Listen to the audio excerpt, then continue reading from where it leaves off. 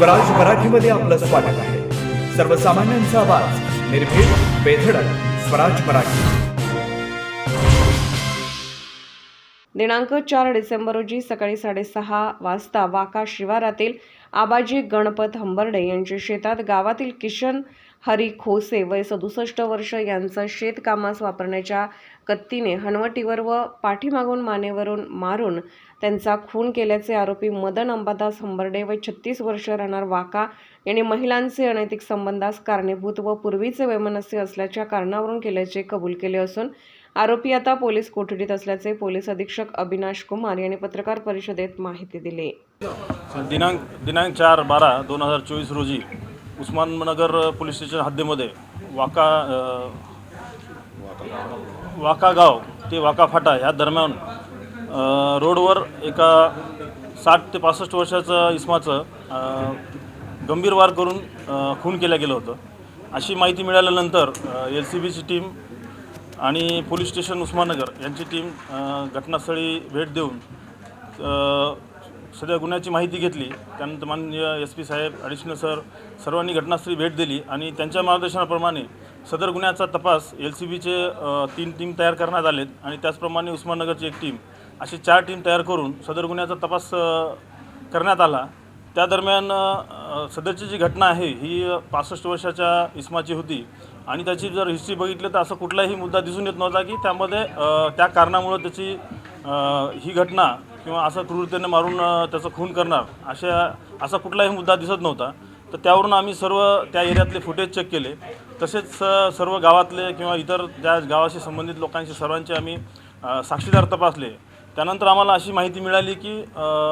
एक इसम त्या दिवशी सकाळी 4-4:30च्या दरम्यान त्या साईडला गेला होता आणि त्यानंतर मग आम्ही त्या दिशेने तपास करून असं निष्मान झालं की त्या गावातला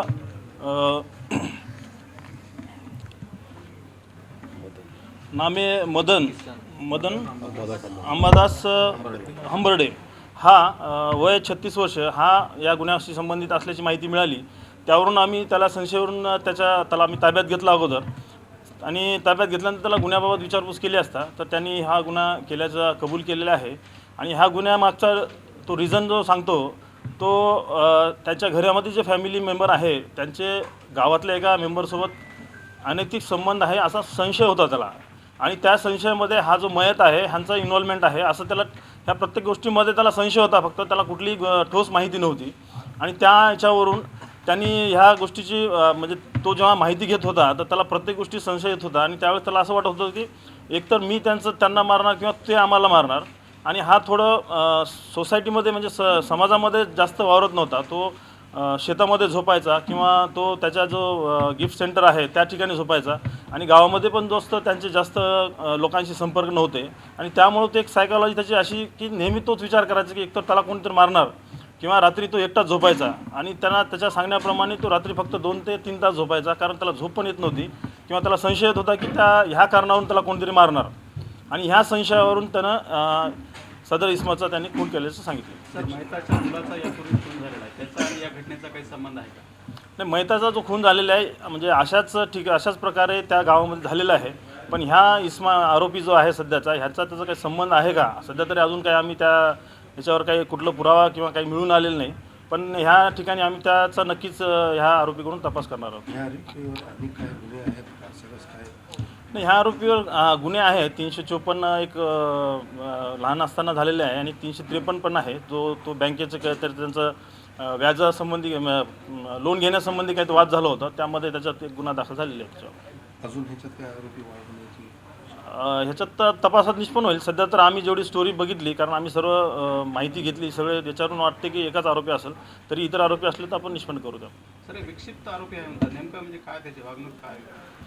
हा जो आहे समाजामध्ये जास्त राहत नाही, त्याचे मित्र पण जास्त नाही, आम्ही गावात माहिती घेतली, मित्र पण नाहीत किंवा तो घरच्या लोकांसोबत राहत नाही, तो नेहमी एकटा राहतो, एकटाच शेतामध्ये झोपतो। त्याच्या गावातल्या लोकांच्या म्हणण्याप्रमाणे तो कधी उठलेल, कधी जाईल, कधी फिरेल हे कोणालाच माहीत नाही। तो कधीही रोडवर रात्री पण बेरात्री फिरत असतो आणि त्याच्या डोक्यामध्ये जो संशय आहे की त्याला कोणतरी मारणार आहेत, हा त्याचा जो